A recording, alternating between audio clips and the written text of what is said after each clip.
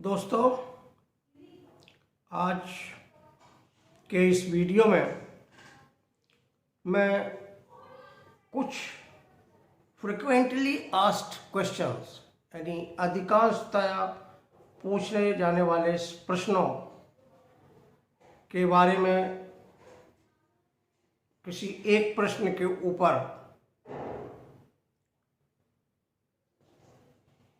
स्थिति स्पष्ट करना चाहता हूँ। इस प्रकार के प्रश्न प्रायः आईपीएम स्टेक होल्डर्स या कृषकों के द्वारा या कभी कभी प्रशासनिक अधिकारियों के द्वारा पूछे जाते हैं। कभी कभी ये प्रश्न पार्लियामेंट क्वेश्चंस के रूप में भी आते हैं। जो पहला सवाल मैं ले रहा हूँ वो ये है कि क्या भारतवर्ष में बगैर केमिकल पेस्टिसाइड्स के प्रयोग के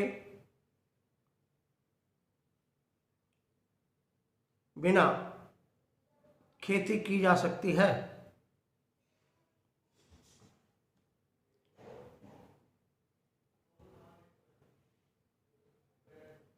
इस सवाल के बारे में मैं आपको स्पष्ट बताना चाहता हूँ। जी हाँ, भारत में बगैर रासायनिक पेस्टिसाइड्स या रासायनिक कीटनाशकों के प्रयोग के बगैर भी खेती की जा सकती है। परंतु दोस्तों, इसके लिए ज़रूरत है एक प्रबल इच्छा शक्ति की, सही विजन की और काम करने का जज्बा, समय रहते हुए सही कदम उठाने की, किसी भी कीमत पर सफलता प्राप्त करने जैसे प्रमुख सिद्धांतों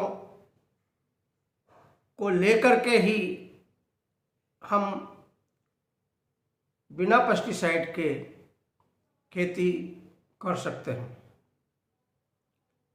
इन सिद्धांतों को प्रयोग करके जनता को जागरूक करके, प्रेरित करके एवं कानून के द्वारा कई बार बलपूर्वक लागू करवा करके अपनाया करके हम इस लक्ष्य को प्राप्त कर सकते हैं। इस प्रकार की रणनीति अभी हाल में आई हुई कोरोना महामारी के रोकथाम के लिए माननीय प्रधानमंत्री जी ने भारत में अपनाई थी, अभी भी चल रही है। जब बगैर दवाई के कोरोना जैसी बीमारी की रोकथाम की जा सकती है तो बगैर केमिकल पेस्टिसाइड के प्रयोग के खेती क्यों नहीं की जा सकती? की जा सकती है। इसके लिए ज़रूरत है एक प्रबल इच्छा शक्ति की, सही नेतृत्व की तथा सही समय पर उचित कदम उठाने की एवं सही विधियों को सही तरीके से अपनाने की। इसके लिए कृषकों को उनके द्वार पर ही आईपीएम इनपुट्स की उपलब्धता सुनिश्चित करनी पड़ती है। सरकार को रासायनिक कीटनाशकों के समांतर में जैव कीटनाशकों के उत्पादन की इकाइयाँ या फैक्ट्रियाँ या इंडस्ट्रीज स्थापित करना चाहिए। इसके लिए कृषकों को जैव कीटनाशकों की उपलब्धता सुनिश्चित की जा सके। यद्यपि कीटनाशकों के न होने पर भी वर्तमान में मौजूद नाशी जीव प्रबंधन की सभी विधियों को सभी विधियों के जो भी उपलब्ध विधियां हैं, इन विधियों को सही प्रकार से प्रैक्टिस में ला करके सही तरीके से प्रयोग करके फसलों का उत्पादन रासायनिक कीटनाशकों के बगैर भी किया जा सकता है। ऐसा अनुभव किया गया है कि कोई नाशीजीव प्रबंधन की विधि, एक ही विधि आईपीएम मेथड हो सकती है और वही विधि आईपीएम मेथड नहीं हो सकती। उदाहरण के तौर पर रासायनिक कीटनाशकों का प्रयोग, केमिकल पेस्टिसाइड्स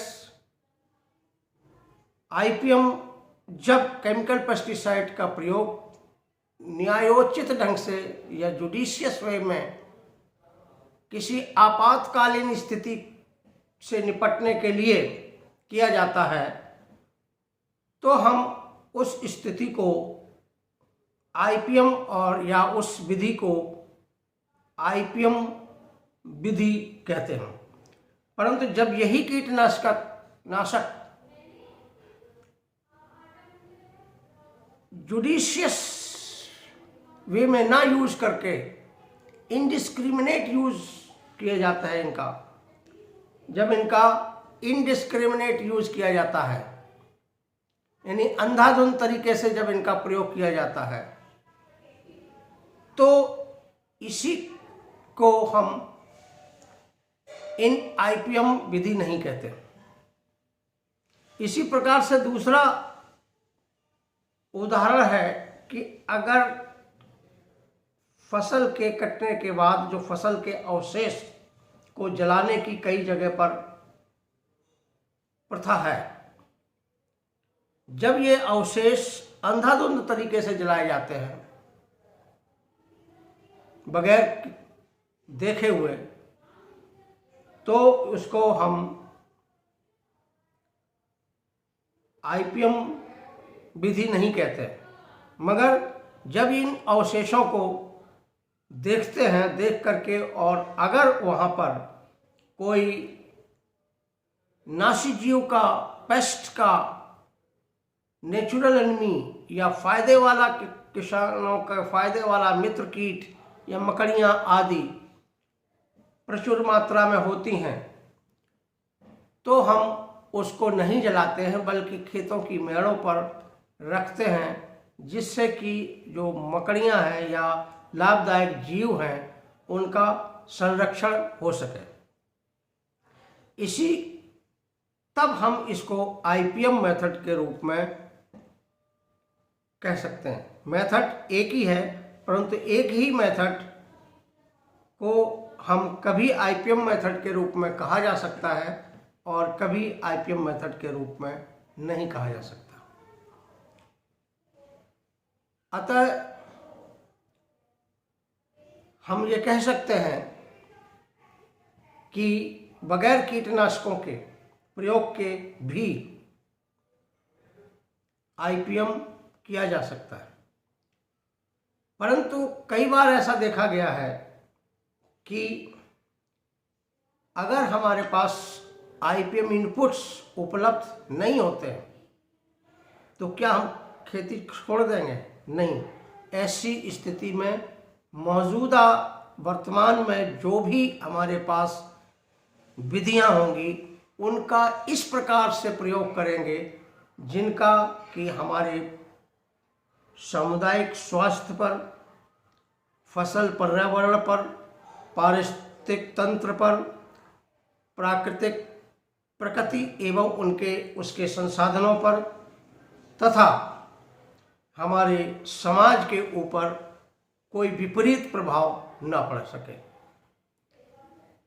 इस प्रकार से हम कह सकते हैं कि बगैर पेस्टिसाइड्स के हम खेती में, कृषि में उत्पादन कर सकते हैं और आईपीएम कर सकते हैं। धन्यवाद।